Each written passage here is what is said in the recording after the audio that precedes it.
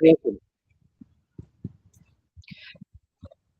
I still say my husband did want me to ask you before we get started. Do you know a Herman Watkins or a John Watkins? I don't know any Watkins except for my brother, my sister, and my cousins. Because they're all from, like, Herman and John are my father-in-law's brothers that moved out to Arizona area all them years ago. So they would probably be like a great grandpa or a grandpa. Yeah, I've never met any of my grandpas or my dad's dad, none of those. Because I swear you look like my brother-in-law. Yeah, right on. Well, you kind of resemble my husband too, so you never know. It could be. Well, I'm about 50 pounds heavy too. It happens when we get older. Yeah, I came to Santa Cruz in October at 215. I'm 265 right now. Well, you're eating good. Yeah, It's a good thing. yeah. Trying to stock up for the summer semester. Yeah. Oh, I'm signed up for college already. I'm hitting the summer semester. Good. Good. Yeah. Yep. I graduate March of next year. Oh, that's good. And I'll have That's my gonna be master's degree in criminal justice. right on. Yeah, I'm getting a master's in criminal justice, and I'm minoring in psychology and social sciences. Sweet. Yeah, That's heavy. yeah. I'm taking, well, the summer semester is a condensed course. Mm-hmm. They teach you a lot of stuff really quick. So I'm taking 10 credits for a full load for the summer semester. And then when the fall semester hits, it'll be a lot more spread out. I'll Okay. probably be able to take 15 or so. Okay. Yeah. That's pretty cool. Yeah. It's pretty good too because the summer or the criminal justice Mm-hmm. classes are online courses, so I can do them whenever. That's how I'm doing it, is online, because I don't like people. Yeah, me neither. It is way too people-y outside for me. Yeah. Just me and my puppies, and that's all we do. Yeah, that's what I was gonna say. Is I love dogs, but I don't have my own, so I kind of have to people to dog. Yeah, Yeah. I got 3, and they're all spoiled. I have 4, but uh, Yeah, my boy died in 2024. yeah. See, mine just died a couple months ago, so I'm Yeah, left with 3, and 2 of them are service dogs, and one of them is not very smart. So yeah. not very smart. Well, let's get started on this. Basically, what I want to do is I'm going to have you just kind of tell your story. And that's, I have found that it's easier to do that. That way you don't leave out details. It doesn't sound made up by questions or leading or anything like that. I'll interject when there's a place to interject, or if I have a question, I will jump in, of course. But I just found out, I find it better if people tell their stories, and it Yeah, just makes everything so much easier, and it's a lot less scripted, because yeah. I don't like being scripted. I'm a general type of person. I say what I feel, and that's how life is, and that's the way it is. So, Okay. So, Rebecca, I have two separate parts to my story. okay. In 2016, I was arrested for resisting arrest, and it was a misdemeanor resisting arrest and a felony spousal abuse, even though all I did was ask my wife to communicate.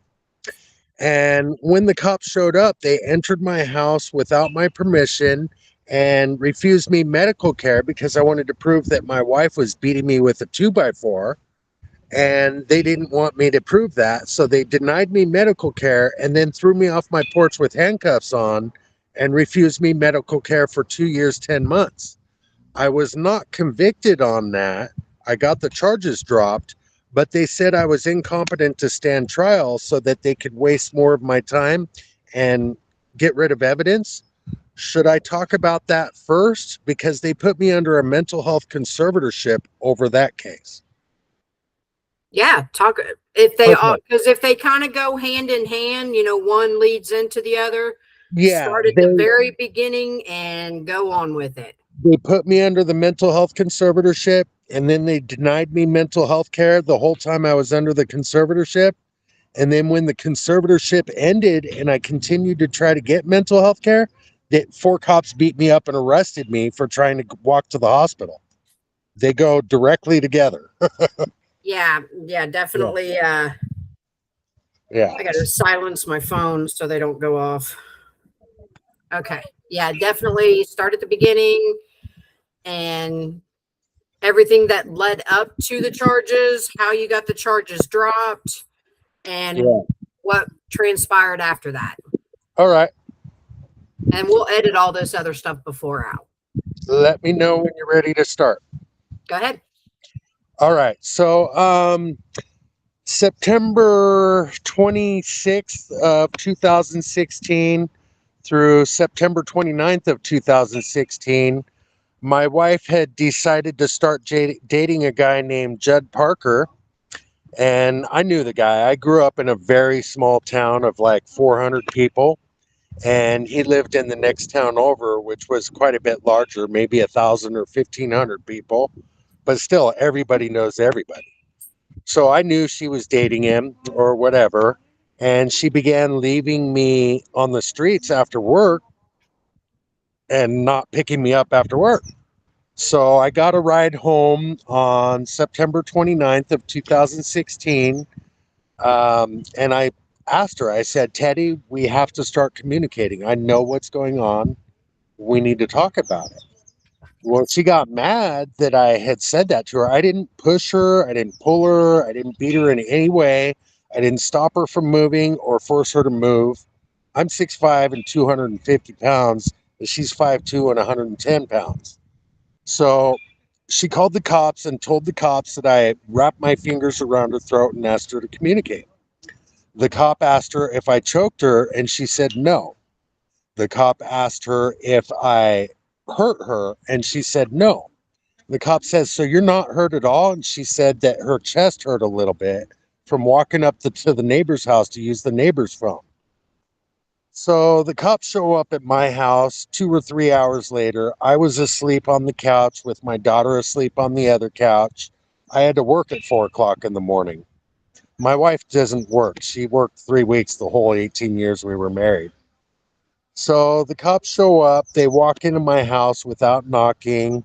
They tell me, get up, that I'm being arrested for spousal abuse. I said, whoa, whoa, wait a minute. I didn't abuse my wife. I need to go to the doctor. She was beating on me with a 2x4. They said, no, they're not going to take me to the doctor. So at that point, I grabbed my phone and I pretended to be dialing 911, but I was turning my camera on so I could record the constitutional right violation because I have a right to medical care. Mm-hmm. The officer used his radio and radio dispatch and told dispatch to ignore my 911 call. At that point, he realized that I wasn't calling 911. So he violently beat the crap out of me and stole my phone and tried to erase the recording and told me after they beat me up, I asked for medical care again. And he said no. And then they began to drag me out of my house without my shoes on. And I told them that, we live in the mountains, the Sierra Nevadas. It's pretty rough up there. I said, no, I need my shoes. I'm not going to injure myself walking out to your car with no shoes on. Right. And he said, we'll grab your shoes for you. Um, at that point, turned around and I leaned with my butt at the top of the stairs on the handrail to wait for my shoes, and he shoved my right elbow and pushed me off my 5 foot porch. I'm 6'5", and a 5 foot porch means I dropped almost 11 feet 5 inches and landed on my head. Mm-hmm. And they still denied me medical care after that. So we began going to court, and the judge forced the public defender's office into my case. I told her that I prefer to represent myself because I had been railroaded by that public defender for 25 years. And they forced the public defender's office. The public defender immediately claimed that I was incompetent to stand trial, that I am so bat crazy that I don't know what the judge's job is or the jury's job is or any of that. And I happen to know a lot of law. I am not crazy. Right.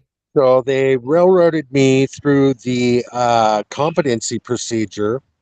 The judge picked a secondary psychiatrist, psychiatrist, and the district attorney picked one, but the defense was never allowed to pick one. And that's the rules under PC 1368 and 1369. Well, my attorney at the time was Hallie Gorman, who happens to be the judge in my new case in 2022.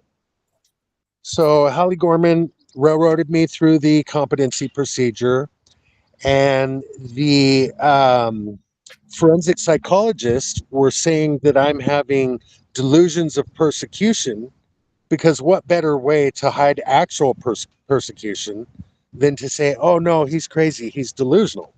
Right.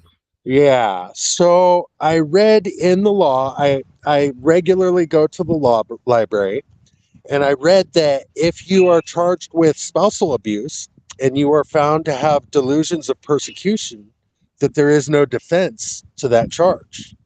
So when they sent me to Napa for my competency restoration, I slept for a year straight.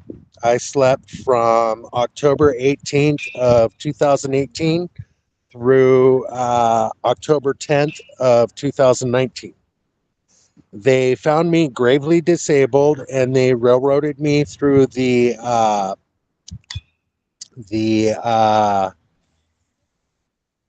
what's it called, conservatorship proceedings. They forced me under a conservatorship, and normally you're supposed to be able to appeal the decision, and you're supposed to be able to ask your family members to be your conservator, and none of that was allowed. Melissa Bruhard, the public guardian, became my conservator, and she placed me on 140 acres in the middle of nowhere with no clothes that fit, no job, no car, no way to get any food. I didn't even have toilet paper. And she dumped the conservatorship 4 months later. That was from June 1st of 2020 till October 31st of 2020. And that was during COVID-19. Because she dumped the conservatorship, I was unable to go anywhere or do anything, so I couldn't pay my rent. I lost everything I own again. And I ended up back with my abuser because she came back and picked me up. And my abuser at this time had terminal cancer. So I was trying to take care of her during her last few days or whatever. And October 3rd of 2021, my wife had a 5.5 centimeter brain tumor removed from her limbic system in the Mhm. back of the brain that controls your anger and all that. And that made her more violent. And then October 14th of 2021, we bought our house. I had gotten all of my COVID-19 unemployment all in one lump sum. So I bought my house so that my special needs daughter would have a place no matter what. Right. And then October 22nd of 2021, my best friend's mom, Jeannie Lawrence, died. Her obituary's online. You can find it in Columbia, California. And then on October 24th of 2021, 2 days after his mom died, my best friend Damian Lawrence died. I've known these people since I was 8 years old. My wife saw that I was vulnerable on October 24th of 2021 and began to attack me. So around 4 p.m. on October 24th, I called 911 for to report the spousal abuse and to get emergency medical and mental health care so that I could get away from the psychological damage that was causing me to be suicidal. When the sheriff showed up around 4:30 or 5 p.m. on October 24th, he refused my right to file a crime report. This isn't a privilege that I was asking for. You have a right to equal protection and you have a right to file crime reports. Right. So, after he refused my right to file a crime report, deprivation of rights under the color of law is a crime under 18 USCS section 242. After he refused my right to file a crime report, he began asking about my medical and mental health care needs. And as per my HIPAA rights, I have a right to keep my medical and mental health care information between me and my care providers, who are the EMTs and not the sheriff. Right. When I chose to keep my care between me and the EMTs, he got mad that I didn't respect his imagined authority, and he took the EMTs and left without allowing me to speak to them.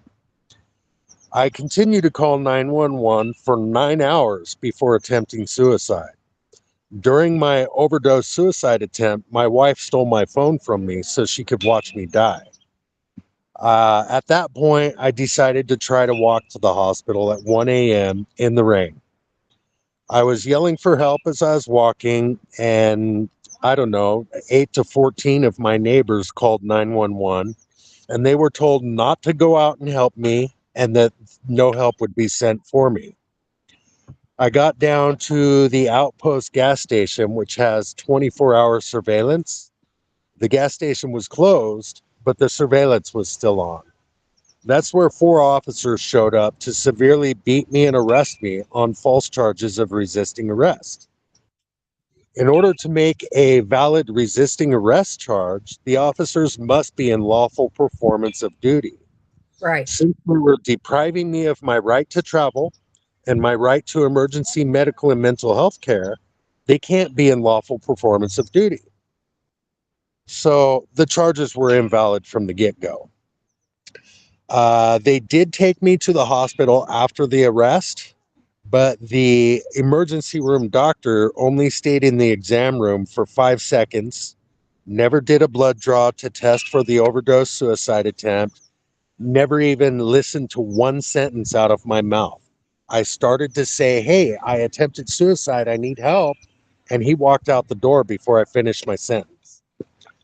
They took me to the jail where I told Sergeant Graziosi that I had attempted suicide and I needed help immediately. Oh, and they didn't give me any of my three phone calls either. Imagine that. Yeah. And then I told Deputy Bones at the time, she's a lieutenant now, but at the time she was just a deputy. I told her about me needing help, and they refused to help me at all. I wasn't examined by the nurse or anything. They threw me into D tank after I was in the rubber room for 24 or 28 hours. I was in D tank for about an hour, and then they released me amazingly. So October 26th of 2021, about 4 or 5 p.m., they released me. I walked to the jail lobby immediately to call 911 because I was still overdosing. They shut the phone off. So I pressed the intercom button and I asked for help. And the supervising deputy said that I would be arrested for trespassing if I didn't leave. I then jumped the barbed wire fence by the jail and hobbled across Highway 108 to Walmart. And a Walmart employee named Ethan Stallings called 911 for me.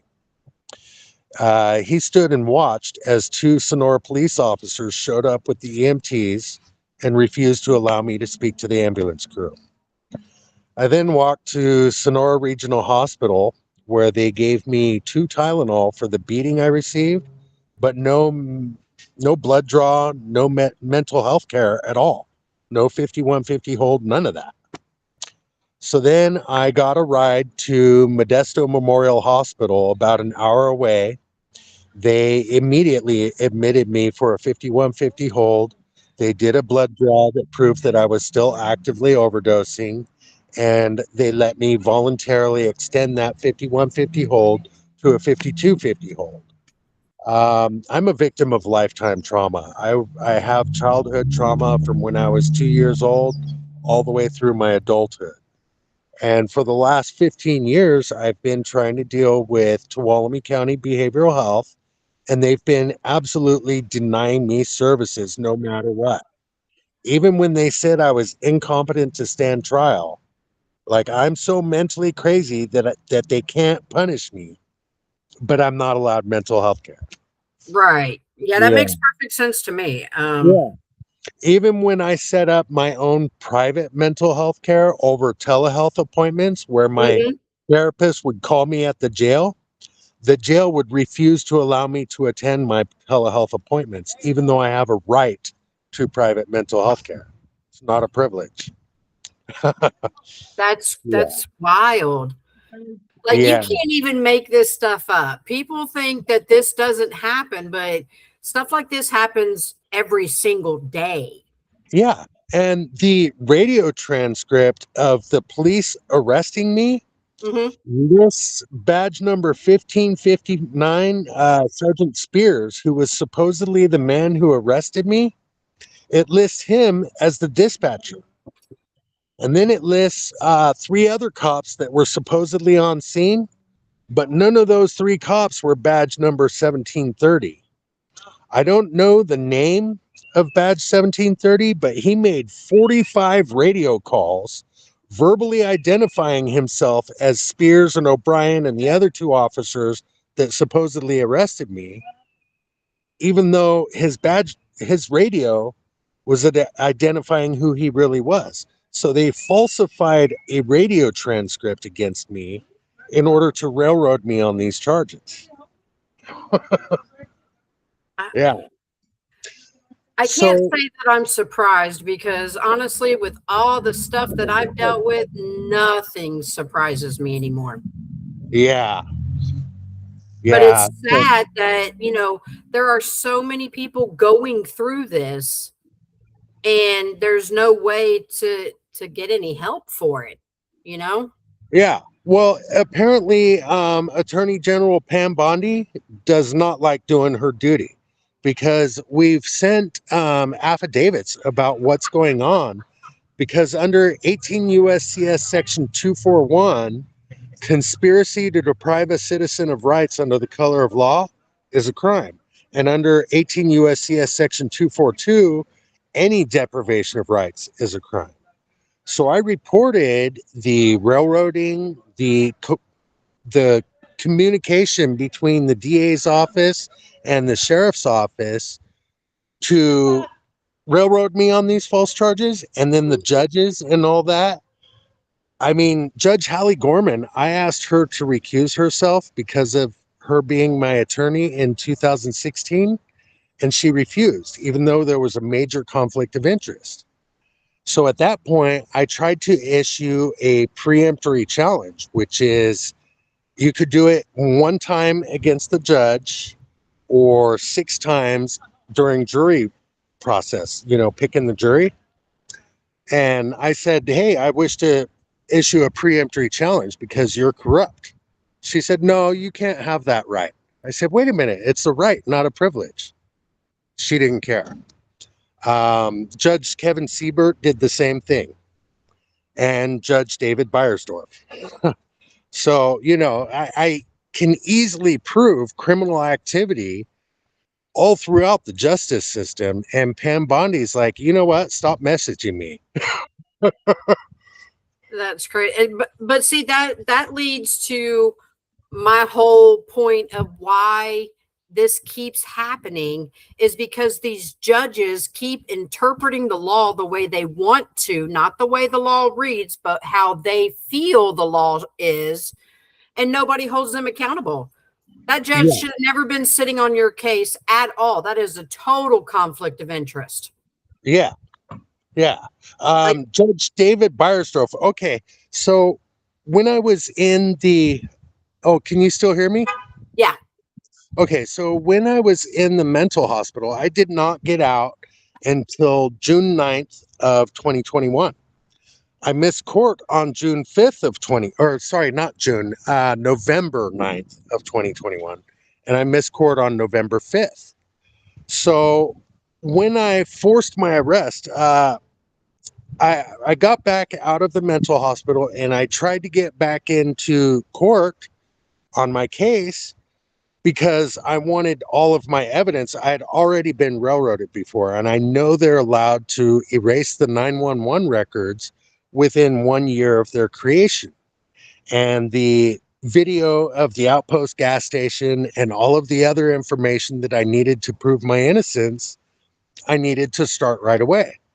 So I tried to force my arrest. I even had my friend Stephanie Shellman contact the police and tell them to do a welfare check on me at Walmart so I could do a safe surrender in public view. They refused to do a welfare check. They're like, no, we're not arresting him. We need to erase information. So I left and I went out of town and I forced my arrest in Manteca at Doctor's Hospital. I went for emergency mental health care and four cops beat me up and arrested me again. And that forced them to, I got the charges dropped in San Joaquin County. They were charging me with misdemeanor vandalism because they slammed me into their cruiser so hard that my head hit the windshield and busted it out. And they were trying to say I was incompetent to stand trial, and I beat their competency proceedings, and they had to drop the case. So I got back to Tuolumne County on June 6th of 2022. I went in front of Judge Laura Krieg, who was the district attorney in the 2016 case. She's now a judge. I told her that I wished to represent myself because I had been railroaded before, and she Hmm. appointed the public defender's office. So I gave the public defender my proof that I was in the hospital during the failures to appear for 2 or 3 years straight. I kept telling them, hey, I was in the hospital. You can't charge me for a failure to appear if I'm in the hospital. And they kept charging me with it anyway. So February of 2023, no, 2024. February of 2024, my brother gave my attorney the doctor paperwork that proved that I was in the hospital, even though I had already given it to him multiple times. They ignored it. But when my brother gave it to him, now there's a witness. So February 25th, no, February 22nd of 2024, the DA dropped CRF 68340, which was the two failures to appear. And then 5 days later, on February 27th of 2024, they picked up a hidden case that I was not aware of until late 2025. It was CRF 73513. So what they did was they carried the original failures to appear in a different case because they had to drop the other case. So it had a new case number, but it was the same case. I'm sorry, I'm on the phone. So, anyways, where was I at? A Yeah, hidden so case. they picked up that hidden case, and I didn't know about it until March or April of 2025. I went to trial on CRF 67863, which is the trying to walk to the hospital case, on May 19th of 2024. I was not allowed to present any evidence or witnesses in my case. The 911 records were not allowed to be shown to the jury. None of the witnesses that called 911 for me, they weren't allowed to talk. Nobody. It was just my word against three out of the four arresting officers. The arresting officers were allowed to testify extensively, and they kept cutting me off and saying, "No, you're testifying too much, shut up." And I still won. That case, I got a conviction on the PC 148A misdemeanor resisting, and I got a hung jury on the two PC 69s. Well, the judge didn't like that, so they illegally withdrew the jury's conviction on the PC 148A so that they could retry me again on all three charges. But I had already done 5 years in jail, and my maximum sentence was 2 years, 8 months. So they had to release me to, because it's illegal to keep me anymore. Well, they released me on May 20th of 2024. I stayed out of jail till October 10th of 2024. On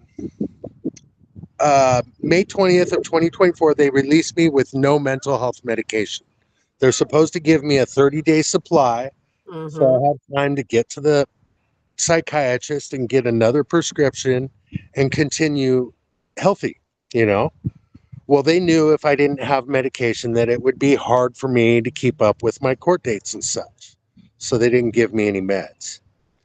Um, I went directly to behavioral health, tried to get meds, and they said, no, we can't let you see a psychiatrist for 3 months. So I went to the public health van. They took me down to the Red Feather Clinic in Jamestown, and the clinic doctor gave me 1 month worth of bridge medications that should have been able to last me till I could get a normal psychiatrist appointment. Well, amazingly, as soon as I went to the Red Feather Clinic, they had an appointment with a psychiatrist. Well, the psychiatrist said, "Oh, no, we're not going to medicate you for 4 months. You got to get completely clean before we medicate you." So I'm wandering through. I made it to my first court date a month and a half after I was released because I had bridge medications. And then at my first court date, the judge said that she wanted to put it out another 2.5 months, which never happens in Tuolumne. It's usually once a month, every month, sometimes twice a month. But she needed my medications to run out so she could force me to fail to appear. On August 9th of, no, August 2nd of 2024, the cops illegally arrested me, supposedly for battery, even though I wasn't even in a fight. But during that arrest, they smashed my phone because they knew I was homeless. In May of 2022, my wife died of cancer. And when she died, I was in jail. So they refused to release me to take care of my property. So everything I owned was sold out from under me. Both of my vehicles, my house I just bought, everything gone. So they knew I was homeless and had no way to make it to court unless I had my phone. They smashed my phone and didn't give me meds, so they knew I was going to fail to appear. My brother came by. My next court date was September 13th of 2024. My brother came by, drove me to court on September 13th of 2024. I was not allowed to bring my backpack into court with me because, I can't leave it at camp because I'm homeless and someone will steal it. So Right. I left it over at my friend Henley Chapman's place. And my brother took me to court. I went in. They said I wasn't on the docket. So I left court and I forgot my backpack. I went back home. I had to walk back up to Henley's house. So I saw him twice that day because of court. And they refused to allow him to testify in my failure to appear case. September 18th of 2024, 5 days after my 13th failure to appear, they did confirm that I missed court on the 13th, even though I wasn't on the docket, but they wouldn't allow me to get back on the docket. I told them, okay, well, I need to get back on the docket so I don't get a failure to appear. The clerk told me that I had to wait for the warrant to come out and go back to jail before I could get back into court. That's a deprivation of my right to access the courts, Mm-hmm. deprivation of my right to due process, all of that. Yep. My fair trial rights are completely smashed. So let's see. October 10th of 2024, I'm rearrested. I get railroaded through the system. I have my second trial on February 3rd and 4th of 2025. My second trial, I'm allowed to testify even less, and the jury instructions didn't say anything about lawful performance of duty or deprivation of rights under the color of law. They didn't point out that I was exercising my rights. So, of course, I got a conviction. One of the jurors had cancer, and he kept begging the judge to let him leave. He said, "No, we want you to stay here so you can force a decision real fast. We don't want you guys to think about it." Yeah. So I asked to appeal again. Mind you, I had been asking to appeal every decision since September 29th of 2016, and Right. I've never been allowed to appeal anything. At this point, at trial, I held up a completed appeal form and asked to appeal. The attorney refused to look at it, even though he was sitting 2 feet away from me. And the judge refused to tell me how to appeal, even though it's written in law that the judge must inform a defendant how to do so. So I tried to file my own appeal on February 7th of 2025. The appeals court received it on February 13th, and the Tuolumne County Superior Court told the appeals court that I was appealing the May 19th of 2024 case instead of the case I was just convicted of. Well, apparently you're not supposed to file an appeal until your sentence. My sentencing was February 27th of 2025. At my sentencing, I did the same thing. I held up a completed appeal form and I asked to appeal in open court, and everybody refused. I still haven't been allowed to appeal, and I've filed 8 or 9 writs of habeas corpus and constructive filing notices with the Court of Appeals and the Supreme Court, and nobody's letting me appeal. So after my sentencing, they began the new failure to appear case, CRF 75737, which has nothing to do with CRF 73513. So there was 6 different failures to appear, even though I only missed court once. Once, yeah. Oh no, there was 5 different FTAs. Oh, I forgot to say, my sentencing, I got sentenced to 2 years, 8 months for the 2 PC 69s and the 1 PC 148A. 2 years, 8 months is 970 days. My minute order and my abstract of judgment prove that they took 1,392 days to satisfy that 970-day sentence. Now, how So does that work out? How can they take more days than what is even your sentence to? I do what I want. I'm a judge. That Yeah, isn't that the truth though. yeah, I don't have yeah, to obey the law. I'm above the law. yeah. They all are. So then we began CRF 73513, which is 1 failure to appear, but they charged it as an aggravated failure to appear. How do you aggravate a failure to appear? Premeditation. No, it wasn't premeditated. Oh, and they also used 13-year-old convictions to aggravate both cases. And they're not supposed to use anything over 5 years old. So the second case was pretty much the same thing, only I was allowed to call one witness.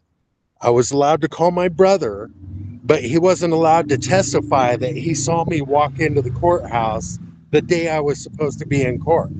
And he wasn't allowed to testify that I dropped my backpack off over at Henley Chapman's.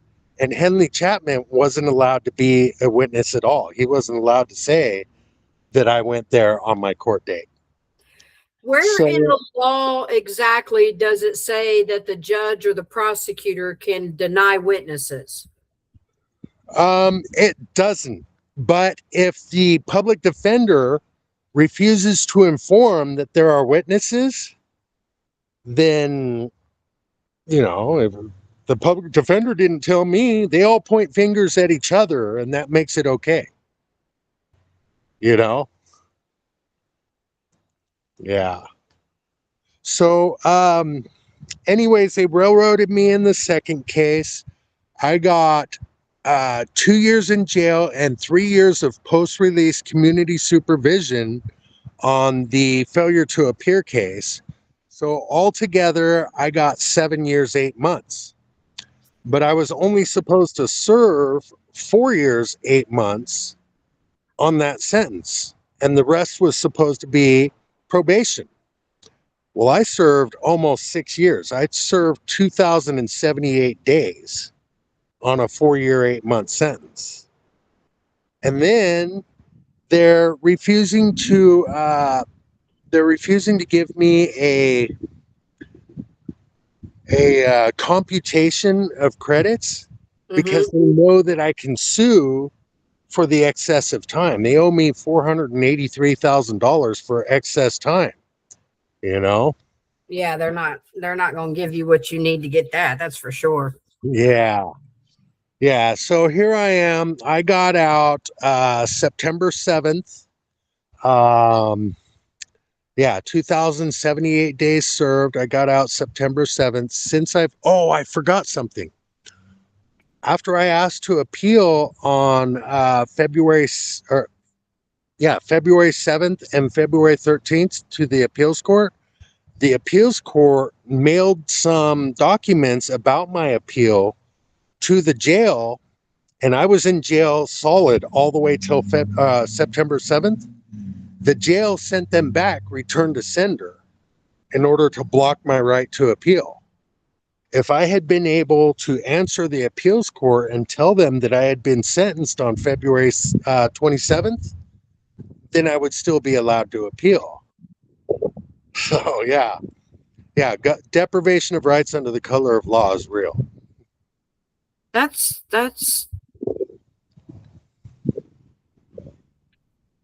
I can't even put into words how I feel right now because if Yeah. you would tell me that this was happening somewhere overseas, Nazi Germany. I would believe you. The fact that it's happening here where we are under a constitution that guarantees your rights, Yeah. um, I'm not understanding how judges and lawyers think that they can just go all willy-nilly and do whatever they want to do. And that Well, they can just trample on US citizens like this. I'm not understanding this. even the head sheriff himself, I have 600 grievance requests on the inmate computer system where I asked for grievances in order to report what was going on, Hmm. and they repeatedly refused. Well, after they let me out of red and I was back in general pop, back in stripes again, people started realizing, they started watching me because I was making a lot of moves. And now I had witnesses. So they finally gave me a grievance, and I appealed the grievance all the way up to the top level to the head sheriff, David Vasquez. He said, "No, we're not going to investigate the crimes you're trying to report. You're not allowed to report crimes by police." So at that point, I had already been calling internal affairs for 4 years, and they were refusing to take my report or talk to me. So I went on a hunger strike for 21 days. I almost died of starvation. In the state of California, it's a law. It's not a statute. It is a law that if a inmate goes on a hunger strike, internal affairs must come talk to him in the first week. They still haven't talked to me. Oh my gosh. Yeah. Yeah. They're like, "Oh, you want to report crimes by police? Screw you, bud. Right? Oh We're my just goodness. we're just going to investigate ourselves and find that we've done nothing wrong. I Yeah. I don't even know what to say at this point. Like, Yeah. there is so much wrong with your case. Yeah. Well, the jail officials were even contacting my friends and family and telling my friends and family that I was batshit crazy. Sergeant Rohr, one of the commanders at the jail, was going to church with my buddy Jason Fowles, who I've known for 25, 30 years. As a matter of fact, he's got my daughter for me right now. And Rohr told him that I was batshit crazy.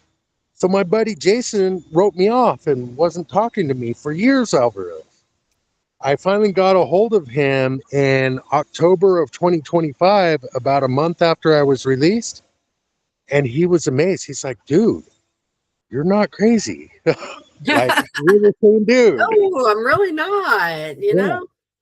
Well, I do. I admit I have complex post traumatic stress disorder.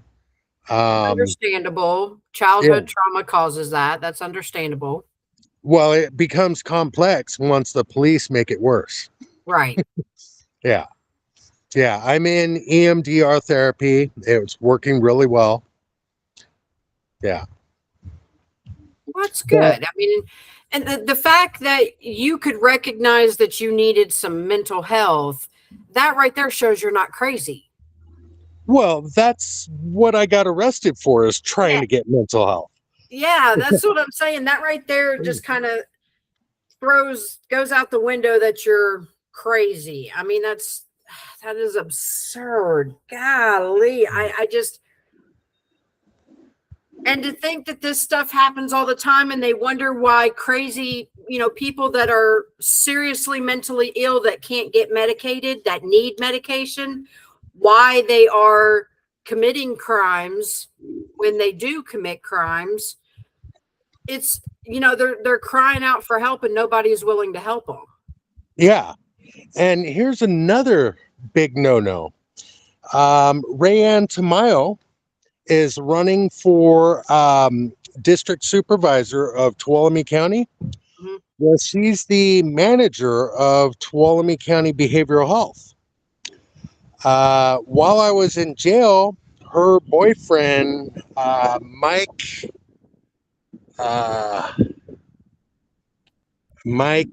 I can't remember his last name. It's a Mexican last name, but he was her client. She was supposed to be his therapist, and she forced him into a relationship against his will. And then she began taking all of his checks from him, his social security checks, Mhm. and financially abusing him and forcing him to build her houses up and make her houses awesome. And then she used his information to get a high school diploma or a degree of some kind without him ever taking any classes. She just showed him one day, look what I did for you. I went to school for you. And then when he tried to leave her, she threw him in prison for 20 years. This is the manager of Tuolumne County Behavioral Health who's been denying me mental health care for 20 years. Mm-mm. Yeah, and she's running for the board of supervisors in Tuolumne County, in the same county where the sheriff and the judge and the behavioral health and everybody works together to deprive citizen of rights. Oh, let's stop everybody from getting mental health care so we can keep all the federal mental health dollars Mhm. and spend them how we want. Because if we have to spend them on mental health care, then we can't steal the money. Right. Yeah. That's fraud and embezzlement versus actually, I don't know, helping your constituents. Well, there's another thing.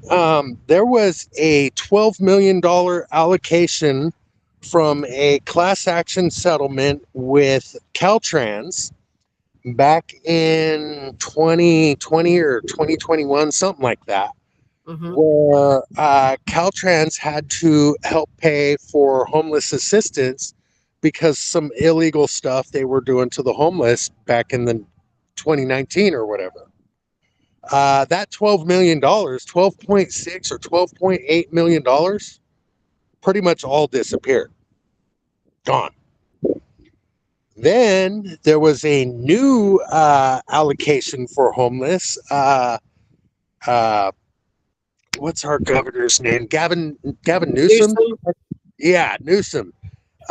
He allocated another $6.9 million or something like that, and the county found out about it, and the word got out, and everybody knows about it. But instead of charging the criminals with the crimes they committed, they're allowing them to pay it back, and they're not even losing their jobs. This was supposed to be for mental health and homeless assistance, not for government officials. The corruption has gotten so bad in Tuolumne County that the city attorney, the head district attorney, many of the public defenders have all left Tuolumne County. They went elsewhere. They're like, nope, this is too corrupt. Wow. Yeah, That's crazy. yeah, That is it's pretty absolutely insane. crazy. Yeah. So where does your case stand right now? What are you working Um, on right now?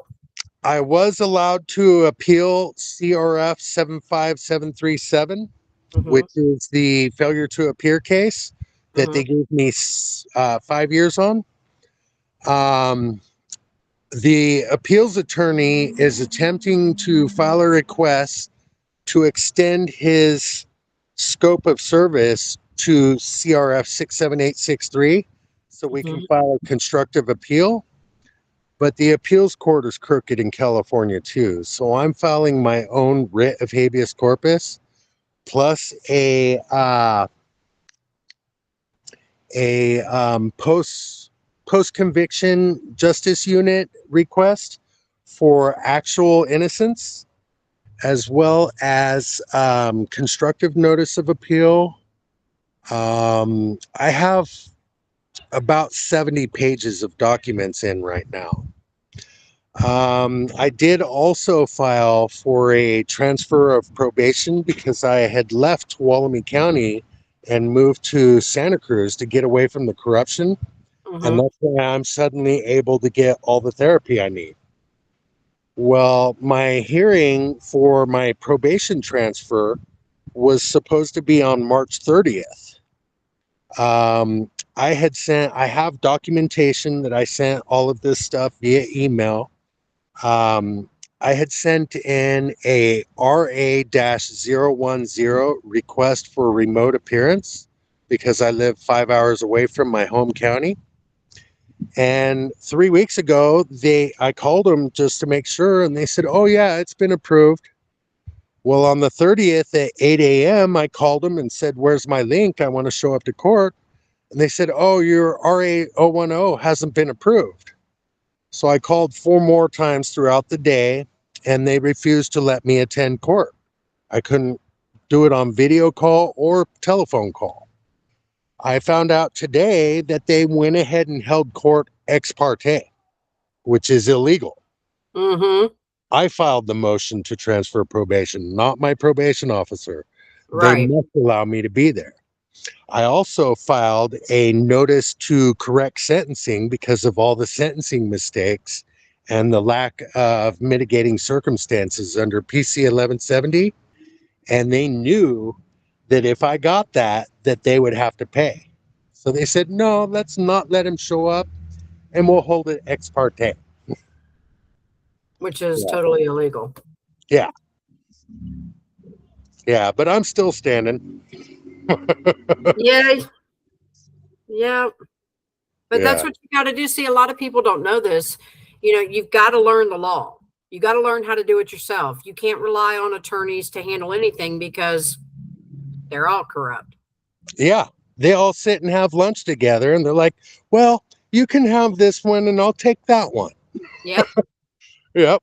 Let me play you a round of golf on Sunday, and whoever wins the first 9 holes, well, that's what we'll go with. I mean, Yeah. and people think it doesn't happen. Oh, no, they follow the letter of the law. No, they don't. No, they don't. Yeah. Yeah, That's why they have qualified immunity, because they can do whatever they want and nobody holds them accountable. exactly. There is a way to overcome qualified immunity, but it's a federal crime, not a state crime.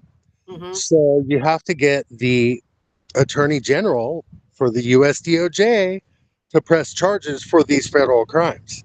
And she's not going to do it. I mean, look at the Epstein files. She hasn't filed any charges on any of them.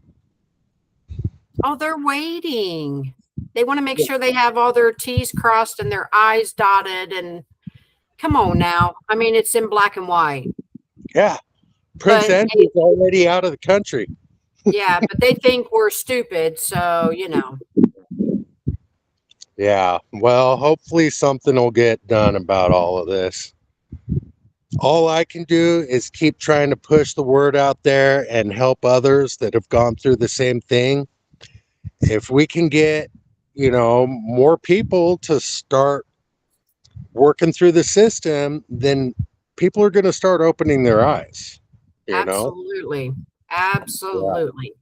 I wish it was easier to compile, because all of us joining together, if we've all been through the same thing and we all help each other, we'd be much stronger. But we have so many innocence projects, and oh, we only help with DNA evidence, and oh, we only help with this kind of, like they spread out everybody and we're all divided. Well, that's part of the reason why I started the Wickedly Judged Justice Activation Project, because I want to handle the cases that the Innocence Projects don't take. Not every case has DNA, but that doesn't mean that everybody sitting behind bars is guilty. So what about the people that are innocent, that their case had no DNA, that their case had Exactly. no forensic evidence? What about, we supposed to just leave them behind bars? Oh, well, you don't have no DNA, so enjoy your time behind bars. That's Did you wrong. know did you know that 74% of exonerees, people that have been exonerated as falsely convicted, all of 74% of those is due to official misconduct. Hmm. That's district attorney misconduct, judicial misconduct, and defense attorney misconduct. And that's only 74% of the ones that were exonerated.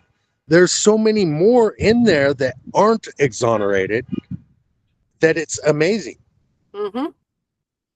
Prosecutorial misconduct is one of the top reasons for wrongful convictions. Yeah. Yeah. Let's put it this way. In my case, I got 7 years, 8 months for trying to walk to the hospital.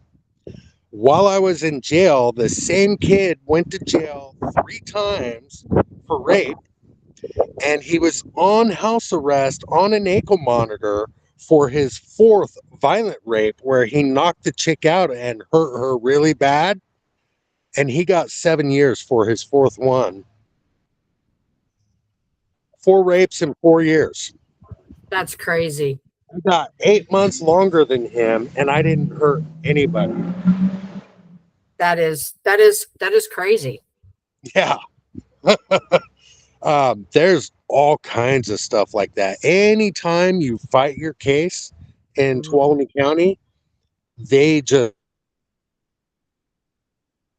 a guy that did 20 years for a 20 sack. He had a 20 sack of, I don't know if it was weed or drugs or what, but 20 years. That's crazy. Yeah. Yeah. That's It's stupid insane. amount of time for something so small and minuscule. Yeah.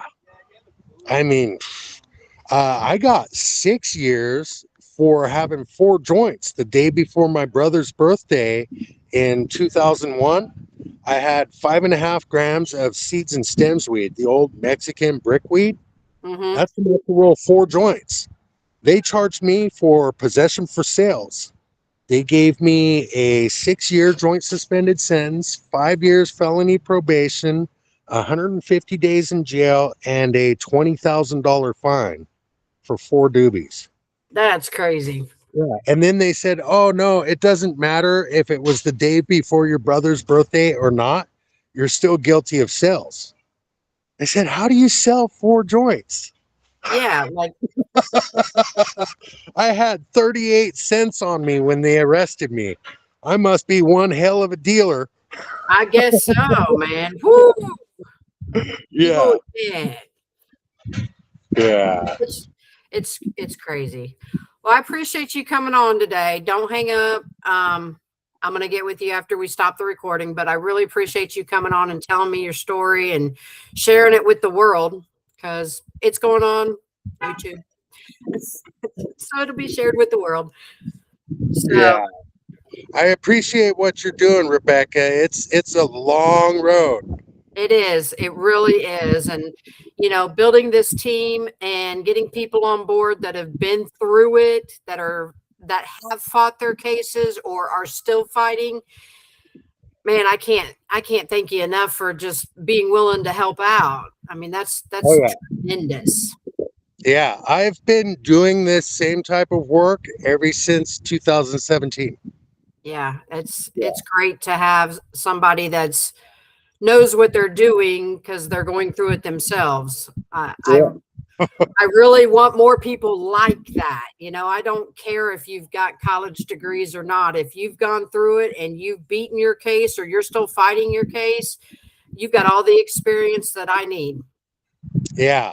And what works and what doesn't work Hmm. is a lot of what teaches us how to move forward. That's You right. know? That's exactly right. Yeah. I All right, mean, I I've stopped the been